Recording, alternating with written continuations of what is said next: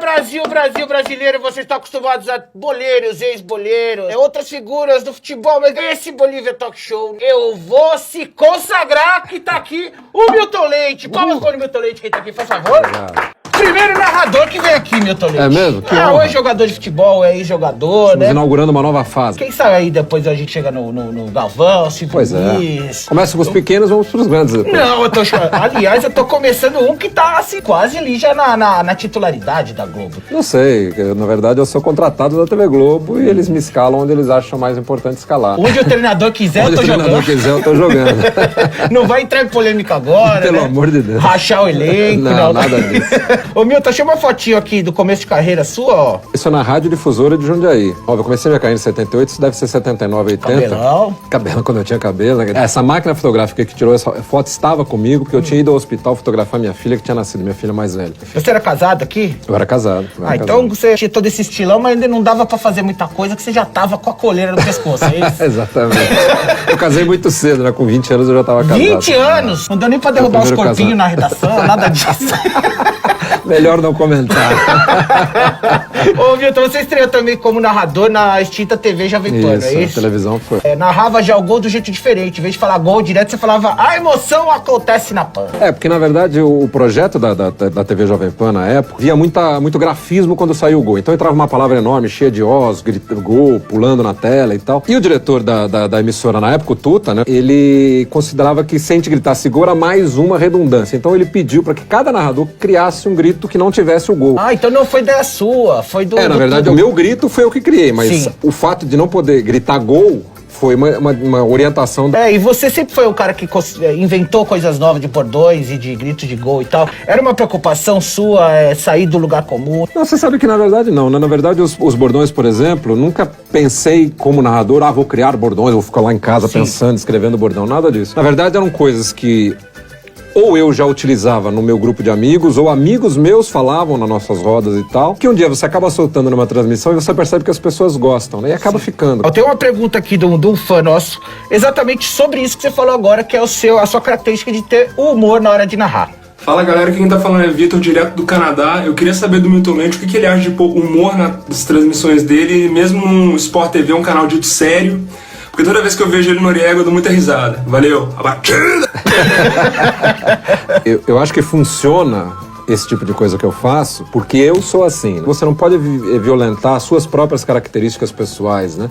Pra ser um personagem ali na televisão. Quando eu tenho uma sacada lá que eu solto no ar, funciona porque aquilo sai naturalmente. O Silvio Luiz também, nos anos 80, costumava muito brincar, fazer piadinha, ou uns bordões de metáforas com coisas que acontecem no dia a dia do brasileiro e tal. Foi uma inspiração também, ou você tem algum outro narrador que te inspirou? Como eu sou um cara um pouco mais velho, né, eu já tô com 57 anos, eu sou de uma geração que aprendeu a gostar de futebol, acompanhar futebol pelo rádio, né? O próprio Zé Silvério, com quem eu trabalhei na Jovem Pan, que tá aí até hoje, mas o Joséval Peixoto, o Fiore Gilhote, enfim. Eu acho que tem dois caras que são icônicos da televisão brasileira, são o Galvão Bueno e o Luciano do Vale. Eu acho que eles foram dois caras que colocaram essa função de narrador de televisão num patamar acima, entendeu? Eles valorizaram muito essa função. Sim, as pessoas hoje em dia lembram de fatos históricos também muito pela narração de que ela ouviu. É a memória efetiva, né? Quer dizer, você acaba se ligando naquele momento porque o Luciano do Vale narrou o gol daquele jeito, ou porque o Galvão fez tal coisa. Tem uma pergunta aqui pra você ter que não ficar em cima do E você é o maior narrador do Brasil. E pra você, quem foi o maior narrador e o melhor jogador que você viu em campo? Que faz! Pra elencar dois narradores de televisão, eu colocaria tanto o Luciano como o Galvão, eu colocaria os dois. Eu acho que no auge, o Luciano talvez tenha sido o maior narrador de televisão que eu vi. Agora, como jogador, eu vi o Pelé jogar, porque, como eu disse, eu sou um pouco mais antigo. Tirando o Pelé, Maradona, Zico, Cruyff, enfim, Beckenbauer, tem um monte aí que briga ali pela segunda posição. Muita gente fala que o Pelé, sim, foi o maior, né, em números e tudo, mas o futebol era muito diferente. Eu acho que se fosse hoje em dia, com o futebol do jeito que é, hoje em dia com pouco espaço, com muita marcação, o Pelé não ia conseguir ter esse destaque todo. Você compartilha disso? Ele ia ser um fenômeno em qualquer tempo que ele estivesse jogando, assim como o Garrincha seria, o Didi seria. Se hoje em dia realmente não tem muito espaço, o preparo físico predomina muitas vezes, o Pelé teria tudo isso hoje, né? Ele seria um cara muito mais forte, ele treinaria como os outros treinam, então a habilidade dele, a inteligência dele seriam as mesmas. Talvez com o desenvolvimento físico de hoje em dia e a capacidade que ele tinha como atleta, talvez ele fosse até maior do que ele já foi, né? Você acha que ele ia ser hoje em dia maior do que o Cristiano Ronaldo e o Messi, por exemplo?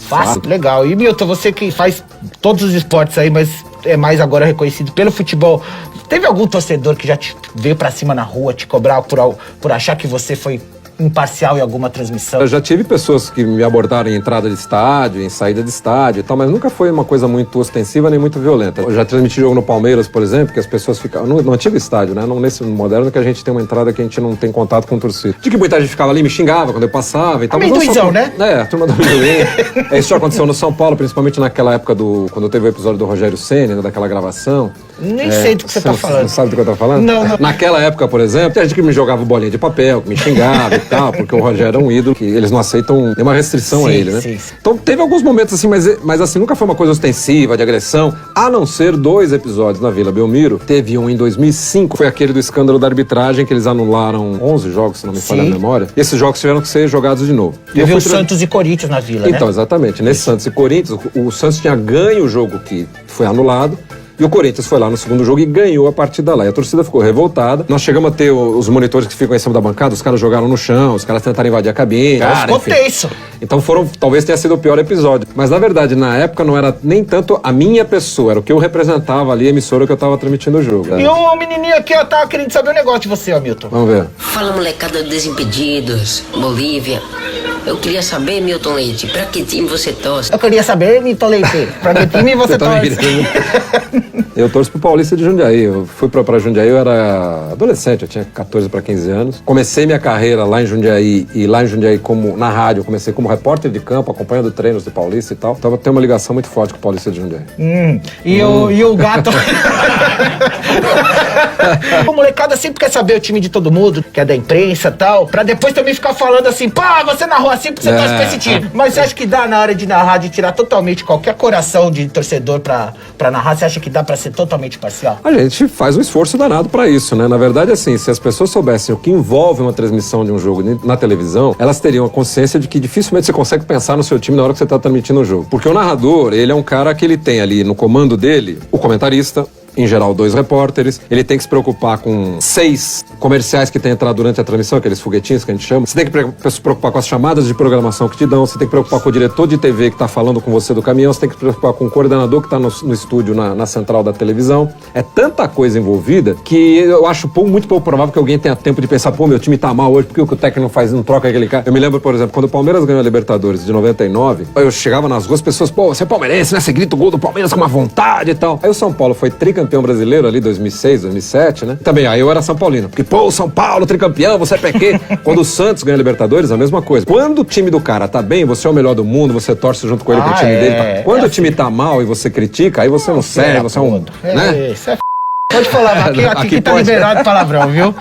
Ô, Milton, tem outro bagulho aqui que o moleque quer te perguntar. E aí, Milton, queria saber qual o gol mais marcante que você narrou na sua carreira. O gol mais marcante é uma pergunta que todo mundo te faz, mas o menino perguntou e responde pra ele. Tem um gol que é o gol do Ronaldo, o primeiro jogo do Ronaldo, que ele faz gol no Corinthians, que foi aquele jogo em Presidente Prudente, que ele derruba a lambrada e tal. Aquele gol é um gol muito marcante, porque o Ronaldo tava voltando pro Brasil, e talvez ele tenha sido, depois da geração ali do Pelé, do Zico, o maior jogador que a gente teve, e ele voltando a jogar no Brasil, fazendo um gol daquele num clássico, no último minuto e tal. E a narração, modéstia à parte, ficou muito legal. Você sabe que uma vez, eu tava num shopping com a minha mulher, aí veio uma senhora que tava sentada numa cadeirinha, ela atravessou a praça, veio na minha direção, falou, quero mostrar pra você o toque do meu celular. E o toque do celular dela era a narração daquele gol do Ronaldo. Ela falou, olha aqui, eu nunca esqueço e tal. Quer dizer, não foi marcante só pra mim, né? Foi marcante pra mais gente aquele gol. Ô, Milton, narrar o jogo sem gol, 0x0, é igual transar e não chegar ao orgasmo? Não, tem 0x0 que você tem alguns orgasmos ao longo do jogo, porque o... Nas duas coisas tem. As duas coisas. Tem, Nas duas coisas dá pra aproveitar bem, o durante. E tem jogo que tem gol e que é um lixo, né? Tem uns bordões aí seus que a gente conhece mesmo, meu Deus, que fazem na batida! Acho que o que você faz com mais vontade é quando o cara faz uma cagada. Dá uma espinafrada. Você fica torcendo pro cara dar uma espinafrada só se você lançar um. Meu Deus! Não fico que torcendo. Fase. Aliás, eu não torço contra ninguém, né? Pelo contrário. Mas é claro que esse tipo de coisa te dá a possibilidade de brincar com a transmissão, né? Uma vez eu encontrei um técnico de futebol, no intervalo do programa ele falou, pô, sabe que ontem eu tava dando um treino lá de chute a gol e tal, aí rolaram a bola pra um cara, ele pá, meteu a bola lá na arquibancada. O resto do time inteiro gritou pra ele, que beleza!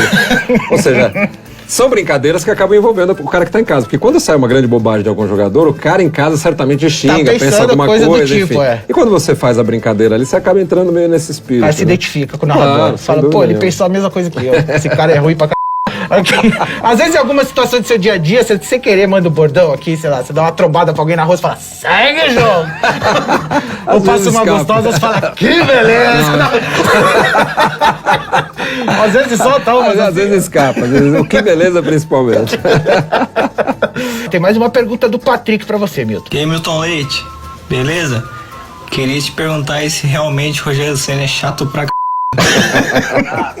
Mas você sabe que eu encontrei o Rogério, sim, alguns meses depois desse episódio da gravação, e ele reagiu numa boa. Eu encontrei a delegação de São Paulo e a gente estava no mesmo hotel e tal, a gente encontrou no saguão, tratou numa super boa. E há uns 2 anos atrás, num Bem Amigos lá, o programa do Sport TV, o último programa do ano era o programa de entrega dos troféus, dos melhores do ano e tal. Tinha lá o prêmio do craque da galera, né, o jogador mais votado na internet. E o Rogério ganhou naquele ano. Quando o Galvão chamou o Rogério pra receber o prêmio dele e tal, ele veio cumprimentando todo mundo que estava sentado. Quando ele parou na minha frente e falou, não, esse aqui eu não vou cumprimentar porque ele me acha muito chato. Ele próprio não se incomodou com mal. isso. Não, pelo contrário, levou numa boa. A torcida do São Paulo é que não gostou, mas o Rogério nunca... Tá beleza, então. E aquela vez na Olimpíada que também tava o microfone ligado e você xingou lá que alguém que você tava falando. O que aconteceu? Na verdade, era o pessoal do caminhão, né? Foi alguma informação que eles começaram a me dar e que começou a me atrapalhar. Por isso que eu digo, a transmissão de esportes na televisão, de futebol, como eu disse antes, ela é muito complicada, porque você tá ali prestando atenção no que tá acontecendo e tem 300 pessoas falando na sua orelha. Eu desliguei meu microfone, só que o do comentarista tava aberto.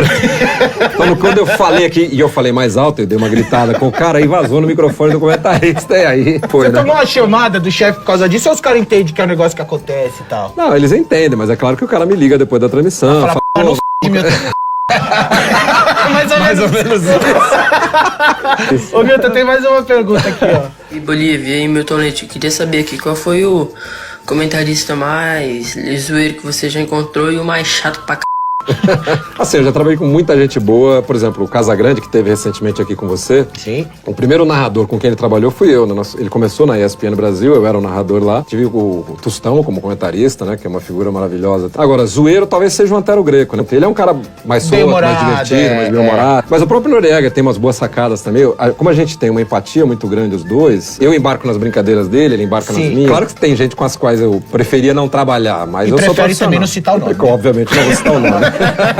O Galvão, a gente sabe que hoje ele é o titular, é uma entidade lá dentro da Globo, só que ele já falou que já daqui a pouco ele vai parar. Você acha que hoje você tá ali na boquinha do gol pra assumir essa titularidade na Globo, ou tá o Kleber Machado lá falando que tem mais anos de casa, pra sua família, descansa aí? O meu período na TV Globo acho que já passou. Eu passei a ter tanta atividade no Sport TV que eu parei de ser escalado na Globo. E assim, pela minha idade, eu já tô com 57, acho muito pouco provável que eles vão investir num cara da minha idade. Muito provavelmente, se tiver um substituto pro Galvão daqui a alguns anos, deve ser alguma pessoa mais nova. O próprio Kleber, que é mais novo que eu. Você não tem esse tesão, não? Uma vontade de falar, você é legal ser narrador da Globo ali. Não, mas você sabe que quando eu fui pro grupo, né, pra Globo, pro Sport TV, minha atividade principal seria o Sport TV, mas a minha meta era narrar na TV Globo, porque eu nunca tinha trabalhado em TV aberta, né? Eu tinha como objetivo saber se eu conseguiria fazer na TV aberta o que eu fazia na TV fechada, porque eu já tinha uma carreira longa na ESPN de quase 10 anos. Né? E fiz, durante 4, 5 anos, fiz coisas muito legais na Globo. Mas não é uma coisa que hoje fique me atormentando, não, eu preciso fazer TV Globo. Se rolar, beleza, se rolar, tá ótimo. Se rolar, tá ótimo no Sport TV, onde eu faço coisas maravilhosas, enfim. Mas narrar melhor que o Thiago Leifert, por exemplo, você narra, né? Narrador, eu como acho que narrador. Sim. Bom, eu acho que eu narro melhor que todo mundo, né? No videogame eu ganho dele. No videogame você ganha? Ganha, porque ele tá no concorrente. Fala, Milton, aqui é o João Pedro. Eu queria saber qual é a sensação de narrar um jogo de futebol como o PES 2017 e se há diferença, com certeza, da televisão para um videogame. Valeu, um abraço. Na verdade, assim, eu gosto muito, porque é um público diferente daquele que tá acostumado a me ver na televisão, mas não é exatamente o que eu faço na televisão. Quando você vai gravar um jogo desse, não é um trabalho de narração, praticamente. Quando eu vou gravar, eu não tô vendo nada. Não tem uma televisão na minha frente, eu tô ali narrando um jogo como seria na televisão. Eu tô lendo um texto. Sim. Então é muito mais um trabalho de interpretação, de leitura de texto, e aí eu diria que é talvez um trabalho mais próximo do ator do que do narrador, né? Sim. É porque eu não tô vendo nada, não tem uma imagem pra eu ver ali pra eu narrar em cima dela. Mas o homem tá acostumado a ter essa imaginação, não tá? Eu fui Tudo. fazer o teste de fertilidade uma vez, me colocaram numa salinha e falaram, ó, traz esse potinho aqui. Aí eu tive que fazer o quê? Não tô vendo nada. Tá vendo nada. Mas a gente vai imagina. ter que imaginar, exatamente. A gente imagina. A gente imagina. A imaginação é boa por causa disso. É bom, é fértil, né? Fértil. É isso, Milton. Muito obrigado pela entrevista. Obrigado a vocês, foi muito legal. Valeu, tenho certeza que o pessoal aí de casa gostou Foi bastante. divertido, obrigado. Foi o Que Beleza aí pra vocês, Brasil. Até o próximo BTS. Valeu.